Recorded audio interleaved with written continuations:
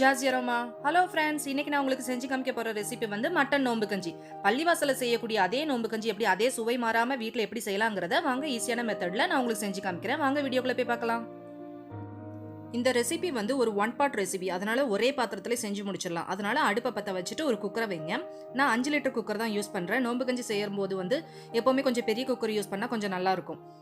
இப்போ வந்து நான் வந்து 1 டேபிள் ஸ்பூன் அளவுக்கு ஆயில் ஊற்றிட்டு ஆயில் நல்லா சூடானதுக்கப்புறம் 2 பிரிஞ்சி இலை சேர்த்துருக்கிறேன். அதுக்கப்புறம் 2 பட்டை 2 கிராம்பு 1 ஏலக்காய் மட்டும் சேர்த்துருக்கிறேன். நிறைய பட்டை கிராம்பு ஏலக்காய்லாம் சேர்க்காதீங்க, எல்லாம் 2 சேர்த்தா போதும். அதுக்கப்புறம் ஒரு பல்லாரியை வந்து பொடிசா நறுக்கி சேர்த்துருக்கிறேன். எல்லாம் சேர்த்துட்டு நல்லா 1 நிமிஷம் வதக்கி விட்டா போதும். வெங்காயம் வந்து ரொம்ப நேரம் வதங்க வேண்டிய அவசியம் இல்லை, லைட்டாக வதக்கி விட்டா போதும்.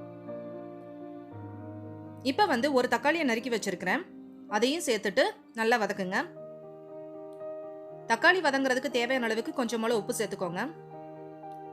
தக்காளி வந்து ரொம்ப அதிகமாலாம் வதங்கணும்னு அவசியம் இல்லை, லைட்டா 1 நிமிஷம் 2 நிமிஷம் மட்டும் வதக்கினா போதும். மீதி வந்து நம்ம குக்கர்ல போட்டு வேக வைக்கிறதால நல்லா மசிஞ்சு வெந்துடும். இப்போ வந்து 1 டேபிள் ஸ்பூன் அளவுக்கு இஞ்சி பூண்டு பேஸ்ட் வந்து ஆட் பண்ணிக்கோங்க. இஞ்சி பூண்டோட பச்சை வாசனை போற அளவுக்கு நல்லா வதக்கி விட்டுக்கோங்க. இந்த வீடியோ பார்க்குற யாராவது சப்ஸ்கிரைப் பண்ணாம பார்க்குறீங்களா? ப்ளீஸ் சப்ஸ்கிரைப் பண்ணிட்டு பாருங்க. அப்பதான் எங்களுக்கும் புது புது வீடியோக்கள் போடணுங்கிற ஒரு ஆர்வமும் இருக்கும், நீங்க எங்களை என்கரேஜ் பண்ண மாதிரி இருக்கும். அதனால ப்ளீஸ் சப்ஸ்கிரைப் பண்ணிட்டு பாருங்க. இப்போ வந்து ஒரு 1/4 டீஸ்பூன் அளவுக்கு மஞ்சத்தூள் சேர்த்துக்கோங்க. மஞ்சத்தூள் சேர்த்துட்டு நல்லா வதக்கி விட்டுருங்க, அதனுடைய பச்சை வாசனை போற அளவுக்கு. இப்போ வந்து ஒரு 1/2 டீஸ்பூன் அளவுக்கு மிளகாத்தூள் சேர்த்துக்கோங்க. நோம்பு கஞ்சியை பொறுத்த வரைக்கும் நம்ம காரம் ஜாஸ்தி சேர்க்கக்கூடாது, ஏன்னா நோம்பு கஞ்சி சாப்பிட்றதே வயிறோட குளிர்ச்சிக்காக தான். அதனால காரம் ஜாஸ்தி சேர்க்காம அளவோட சேர்த்துக்கோங்க. மிளகாத்தூளுடைய பச்சை வாசனை போற அளவுக்கு நல்லா வதக்கி விட்டுருங்க. நான் இன்னைக்கு உங்களுக்கு செஞ்சு காமிக்க போறது வந்து மட்டன் நோம்பு கஞ்சிங்கிறதால 100 கிராம் அளவுக்கு நான் மட்டன் எடுத்துருக்கிறேன். அதுல 2 துண்டு எலும்பு பீஸும் எடுத்துருக்கிறேன். எலும்போட சேர்த்து செய்யும் போது அதோடைய ஜூஸும் இறங்கி நோம்பு கஞ்சி வந்து சாப்பிட்றதுக்கு இன்னும் கொஞ்சம் டேஸ்டா இருக்கும். அதனால 2 துண்டு எலும்பு பீஸோட மீதி வந்து தனிக்கறியா எடுத்து நல்லா பொடிசா நறுக்கி சேர்த்துருக்கிறேன்.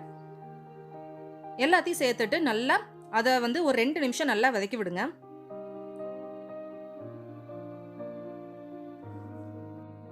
மட்டன் வதங்குற இந்த நேரத்துல நாம நோம்பு கஞ்சிக்கு உண்டான அரிசியை வந்து நனைய போட்டு வச்சுக்கலாம். அதுக்கு ஒரு பவுல் எடுத்துக்கோங்க. நான் 1 கப்பு பச்சரிசி எடுத்துருக்கிறேன். சின்ன சைஸ் உள்ள பச்சரிசி நான் எடுத்துருக்கிறேன், அதனால சீக்கிரமா வெந்துருங்கிறதால. அதோட 1 டேபிள் ஸ்பூன் அளவுக்கு பாசிப்பருப்பு எடுத்துருக்கிறேன். இது 2ஐயும் சேர்த்துட்டு நல்லா தண்ணியை விட்டு நல்லா முதல்ல வாஷ் பண்ணி எடுத்துக்கோங்க. இதில் நான் யூஸ் பண்ணியிருக்கிற பச்சரிசி வந்து பொன்னி பச்சரிசி தான், அதனால ஈஸியாகவும் வெந்துடும், நல்லா வாசமாகவும் டேஸ்ட்டாகவும் இருக்கும். இதுக்கு பதிலாக நீங்கள் வந்து ஜீரக சம்பா யூஸ் பண்ணலாம், பாஸ்மதி ரைஸ் யூஸ் பண்ணலாம். அதெல்லாம் யூஸ் பண்ணோன்னா இந்த நோம்பு கஞ்சி வந்து இன்னும் டேஸ்ட்டாகவே இருக்கும். இப்போ பாருங்கள், நல்லா வாஷ் பண்ணி எடுத்தாச்சு. வாஷ் பண்ணதுக்கப்புறம் தேவையான அளவுக்கு கொஞ்சம் தண்ணியை ஊற்றிக்கோங்க. தண்ணியை ஊற்றிட்டு ஒரு 10 நிமிஷம் ஊற வைங்க. 10 நிமிஷம் ஊற வைக்கிறதால சீக்கிரம் நம்மளுக்கு வெந்துடும், அதனால தான். இப்போ வந்து நம்மளுடைய மட்டன் பாருங்க, இந்த டயத்துக்குள்ளே நல்லா வதங்கியாச்சு. நல்லா வதங்கினதுக்கப்புறம் இப்போ நம்ம ஊற வச்சு வச்சுருந்தோம் இல்லையா பச்சரிசி, அதையும் இதோட சேர்த்துட்டு நல்லா 1 நிமிஷம் நல்லா வதக்கி விடுங்க. பச்சரிசி இந்த மாதிரி ஊற வச்சு நம்ம சேர்க்கறதால ஈஸியா நம்மளுக்கு வெந்துடும். நல்லா வதக்கி விட்டதுக்கு அப்புறம் நம்ம இதுக்கு வந்து தேவையான அளவுக்கு தண்ணி விடணும். அதாவது 1 கப்பு நான் பச்சரிசி தான் எடுத்திருக்கிறேன், ஆனா நான் ஊத்தி இருக்கிற தண்ணி வந்து கிட்டத்தட்ட 1 லிட்டர் அளவுக்கு நான் தண்ணி ஊத்திருப்பேன். இந்த அளவுக்கு ஊத்தினாதான் நம்மளுக்கு வந்து மட்டனும் அந்த அரிசியும் சேர்ந்து நல்லா வெந்து நல்லா குழஞ்சு வரும். அதனால 1 லிட்டர் அளவுக்கு தண்ணி ஊத்துனீங்கன்னா சரியா இருக்கும். அதனாலதான் நான் பெரிய குக்கர் வைக்கணும்னு முதலே சொன்னேன். இப்போ வந்து 10 சின்ன வெங்காயத்தை தோலை உரிச்சு எடுத்து வச்சிருக்கேன், அதையும் இதோட சேர்த்துக்கோங்க. அதுக்கப்புறம் ஒரு துண்டு இஞ்சியும் பொடிசா நறுக்கி வச்சிருக்கேன், அதோட 10 பல்லு பூண்டும் உரிச்சு வச்சிருக்கேன், அதையும் இதோட சேர்த்துக்கோங்க. இந்த இஞ்சி பூண்டு சின்ன வெங்காயம் இது எல்லாமே நோம்பு கஞ்சிக்கு குளிர்ச்சி தரக்கூடியது, அதனால கண்டிப்பா சேர்த்துக்கோங்க. அதுக்கப்புறம் 3 பச்சை மிளகாவை நீளமா கீறி வச்சிருக்கேன், அதையும் சேர்த்துக்கோங்க. இது நல்லா வாசம் கொடுக்கும் நோம்பு கஞ்சிக்கு, பிளஸ் கொஞ்சம் போல காரமும் தரும், அதனால சேர்த்துக்கோங்க. அதுக்கப்புறம் 1 டீஸ்பூன் அளவுக்கு வெந்தயம், 1 டீஸ்பூன் அளவுக்கு ஜீரகமும் சேர்த்துக்கோங்க.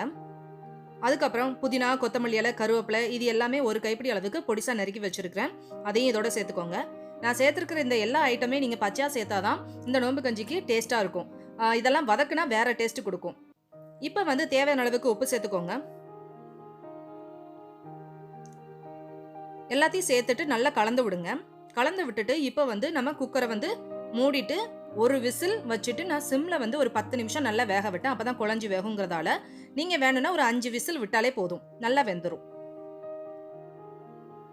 அதுக்கு நடுவுல இந்த நோம்பு கஞ்சிக்கு உண்டான அந்த தேங்காய் பேஸ்ட்டை வந்து நம்ம அரைச்சி எடுத்துக்கலாம். அதுக்கு ஒரு மிக்ஸி ஜார்ல ஒரு 1/4 கப் அளவுக்கு தேங்காவை நான் கீறி வச்சிருக்கேன், அதையும் சேர்த்துக்கோங்க. அதோட 1 டேபிள் ஸ்பூன் அளவுக்கு கசகசா சேர்த்துக்கோங்க. இதை சேர்த்துட்டு தண்ணியை விட்டு நல்லா மையா அரைச்சி எடுத்துக்கோங்க. பாருங்க, இந்த அளவுக்கு நல்லா மை போல அரைச்சி எடுத்து வச்சுக்கோங்க. மட்டனுக்கு பதிலாக நீங்கள் வந்து சிக்கன், அதுக்கப்புறம் கேரட், பீன்ஸு இது போல் வெஜிடபிள் கூட நீங்கள் ஆட் பண்ணி கூட இதே முறையில் செஞ்சீங்கன்னா கூட கஞ்சி சூப்பராக இருக்கும். இப்போ பாருங்கள், நம்மளுடைய கஞ்சி வந்து சூப்பராக வெந்துருச்சு. நம்ம எவ்வளோ தண்ணி ஊற்றியிருந்தாலும் பாருங்கள், தண்ணியெல்லாம் இழுத்துட்டு சாதம் பாருங்கள் என்ன அழகாக வெந்திருக்குன்னு.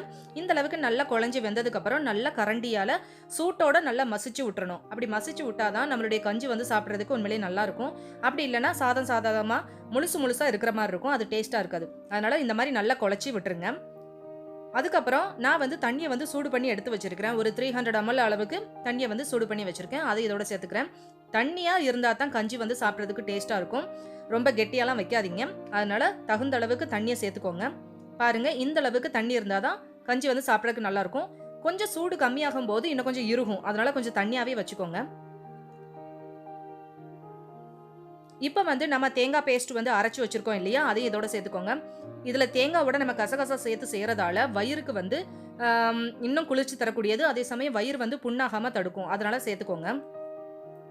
இதில் நம்ம சேர்த்துருக்கக்கூடிய நோன்பு கஞ்சியோடைய விஷயமே எல்லாமே குளிர்ச்சி தரக்கூடியது தான். மட்டன் வந்து குளிர்ச்சி தரும். அதுக்கப்புறம் சின்ன வெங்காயம், பூண்டு, அதுக்கப்புறம் ஜீரகம், வெந்தயம், இது எல்லாமே குளிர்ச்சி தருது. அதோட இந்த 1 டேபிள் ஸ்பூன் அளவுக்கு நெய்யும் சேர்க்கறதால இன்னும் நம்மளுக்கு குளிர்ச்சி தரக்கூடியது. அதனால கண்டிப்பா நோன்பு கஞ்சியை பொறுத்த வரைக்கும் இது எல்லாமே குளிர்ச்சி தரக்கூடியதால கண்டிப்பா இது நோன்பு கஞ்சி எல்லாருமே சாப்பிடுங்க. வயிறுக்கு ரொம்ப குளிர்ச்சி, அதோட வயிறு புண்ணு ஆகாமலையும் தடுக்கும். இந்த அளவுக்கு நல்லா கொதிச்சிருச்சுன்னா நம்மளுடைய நோன்பு கஞ்சி வந்து சூப்பரா ரெடி ஆயிருச்சுன்னு அர்த்தம். இந்த நோன்பு கஞ்சி நீங்களும் உங்க வீட்டில் செஞ்சு பார்த்துட்டு எப்படி வந்துச்சுங்கிறது எனக்கு கமெண்ட் பண்ணி சொல்லுங்க. அதோட இந்த நோன்பு கஞ்சி ரெசிபி உங்களுக்கு பிடிச்சிருந்துச்சுன்னா உங்க ஃப்ரெண்ட்ஸுக்கு ஷேர் பண்ணுங்க, லைக் பண்ணுங்க, கமெண்ட் பண்ணுங்க, சப்ஸ்கிரைப் பண்ண மறந்துடாதீங்க. உங்களை நெக்ஸ்ட் வீடியோவில் சந்திக்கும் வரை பாய் அண்ட் தேங்க்யூ.